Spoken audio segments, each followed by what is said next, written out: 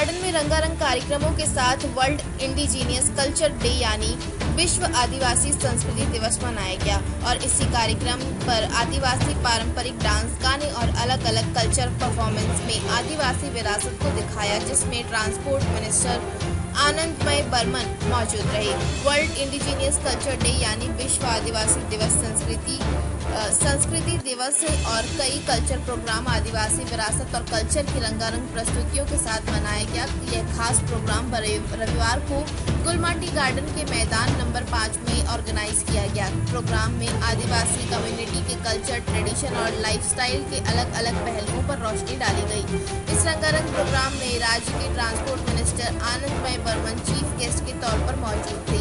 गुलमाटी garden manager और दूसरे अधिकारी भी मौजूद थे। इसके अलावा आदिवासी कम्युनिटी की जानी मानी हस्तियां, अलग अलग फील्ड के गेस्ट और इलाके के कई लोगों ने प्रोग्राम में हिस्सा लिया। पूरे दिन प्रोग्राम में पारंपरिक डांस, गाने और अलग अलग कल्चर परफॉर्मेंस के जरिए आदिवासी कम्युनिटी के रिच कल्चर को दिखाया गया। प्रोग्राम के स्टेज पर आदिवासी समाज के हेरिटेज, कल्चर और ट्रेडिशन के अलग अलग पहलुओं को दिखाकर माहौल खुशनुमा बना दिया गया। वीर क्रांतिकारी बिरसा मुंडा को खास सम्मान के साथ याद किया गया। प्रोग्राम में उनके संघर्ष, बलिदान और आदिवासी समुदाय के अधिकारों की रक्षा में उनकी भूमिका पर जोर दिया। बिरसा मुंडा के आदर्शों और परंपराओं को ध्यान में रखते हुए नई पीढ़ी तक आदिवासी इतिहास और संस्कृति पहुंचाने का संदेश भी प्रोग्राम में आया। ऑर्गेनाइजर्स ने बताया कि ऐसे प्रोग्राम का एक बेहद मकसद आदिवासी संस्कृति और परंपरा को बचाकर रखना और आने वाली पीढ़ियों को इसकी अहमियत बताना। मॉडर्निटी के साथ चलने के साथ साथ अपनी जड़, इतिहास और भाषा, संस्कृति, परंपरा को बनाए रखने को अहमियत दी जाती है। गुलमाटी गार्डन के मैदान नंबर 5 में हुए इस प्रोग्राम का जोश और उत्साह सुबह से ही देखने लायक था। आदिवासी समुदाय की अलग अलग कल्चर परफॉर्मेंस ने दर्शकों को खास तौर पर अट्रैक्ट किया। प्रोग्राम में मौजूद गेस्ट ने भी आदिवासी संस्कृति की विविधता और पारंपरिक परफॉर्मेंस की तारीफ की। श्रीमंत ओराव, अखिल भारतीय आदिवासी विकास परिषद प्रेसिडेंट, प्रधाननगर थाना मिनी, जिला राज्य कोर कमिटी मेम्बर।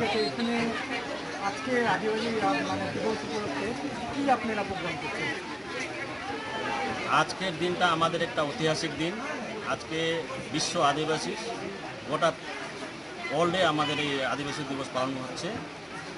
और आज के दिने 1984 যখন আমাদের যত আদিবাসী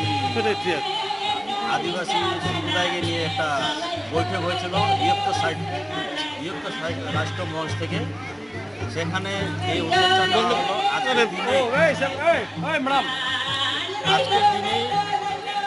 1994 সেটা রাষ্ট্র ঘোষণা করল যে আমরা 9 আগস্টে বিশ্ব আদিবাসী দিবস পালন করার জন্য আমরা স্বীকৃতি গ্রহণ করলাম। তখন থেকে আমরা প্রায় করে আসতেছি। আর আমাদের এই যে বিশ্ব আদিবাসী দিবস আছে, সেটা শুধু নাচ গান না, খেলাধুলা না, আমাদের সমাজে যারা আছে বসবাস করছে তাদেরকে আগে নিয়ে আসার পরিকল্পনা আমাদের।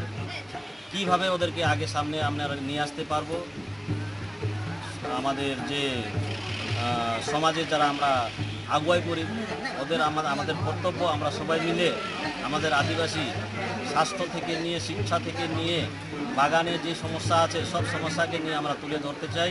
আজকের দিনে আমাদের যে আলোচনা হবে সেটার জন্য আমরা সবাই আমার আদিবাসী ভাই বোনদের কাছে সেই সন্দেশটা যাবে, সেটা আমি সবাইকে অনুরোধ করব।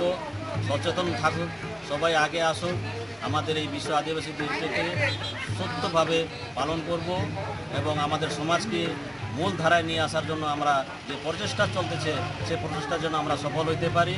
এর জন্য আমার সবাইকে, মিডিয়া বন্ধু থেকে নিয়ে আমাদের আমাদের ইলেক্টেড এমপি আছে এবং মন্ত্রীগণ আছে, তাদের কাছে আমাদের অনুরোধ, আমাদের যে আওয়াজটা আছে সেটার জন্য আমাদের লোকসভা হোক, পার্লামেন্ট হোক, লোকসভা বা বিধানসভাতে আমাদের এই আওয়াজটা যেন ওখানে পৌঁছাও, সেটা ওদের কাছে আমার নিবেদন আছে।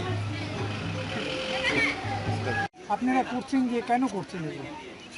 ये तो बहुत सालों से शुरू हुआ है। 1995 हिस्ट्री में आगे जाने से 1995 से आगे से भी हुआ है। ये आदिवासी दिवस को शुरू। ये अमेरिका में शुरू हुआ है, आस्ते आस्ते हुए पूरा वर्ल्ड में हो गया। आज का दिन में बांग्ला में बोलिए ना। आज का दिन में सब तरफ होता है विश्व आदिवासी दिवस, सब तरफ होता है। और हम लोग इसे क्यों मनाता है, क्योंकि ये हम लोग को जो पूर्वज लोग है जो करके गया है वो इधर उधर ना हो, जैसे कि हम लोग का लुप्त हो जा रहा है। हम लोग का ये आदिवासी दिवस करने का मूल मकसद क्या है कि हम लोग को संस्कृति को बचाना है, वेशभूषा को दर्शाना है। और बहुत सारा ऐसा चीज़ है हम लोग का जंगल ज़मीन से जुड़ा हुआ है। हम वो चीज़ को बचाने के लिए हम लोग आदिवासी दिवस करते हैं। और हम लोग खासकर प्रकृति का पूजा है, जैसे गाछ वृक्ष नदी नाला, वो लोग का हम लोग पूजक है। इसलिए हम लोग ना आदिवासी दिवस को इस उपलक्ष्य में मनाते हैं और पालन करते हैं। দেখুন, আমাদের এই দেশে আদিবাসী বা বনবাসী সম্প্রদায়ের মানুষ তো বিভিন্ন রাজ্যেই রয়েছে এবং তাদের সংখ্যা একটা গুরুত্বপূর্ণ সংখ্যা, তাদের একটা বিশেষ অধিকারও আমাদের দেশের সংবিধান দিয়েছে। তো স্বাভাবিকভাবে আজকে বিশ্ব আদিবাসী দিবস, আদিবাসী সমাজের একটা বড় অবদান আমাদের দেশ স্বাধীনতার এই সময়কাল থেকেই রয়েছে। আমরা সবাই জানি এই সমাজ থেকে অনেক বড় বড় বীর স্বাধীনতা সংগ্রামী তারা আমাদের দেশ স্বাধীনতার জন্য তারা নিজেদের জীবনপণ সর্বস্ব সমর্পণ করেছেন।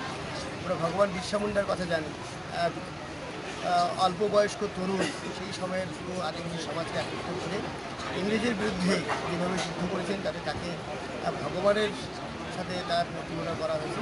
তিনি অল্প 25 বছর বয়স সেই অবস্থা থেকেই তিনি কীভাবে তার সমাজকে একটা এত বড় শক্তি রাষ্ট্রশক্তির বিরুদ্ধে তিনি করেছেন।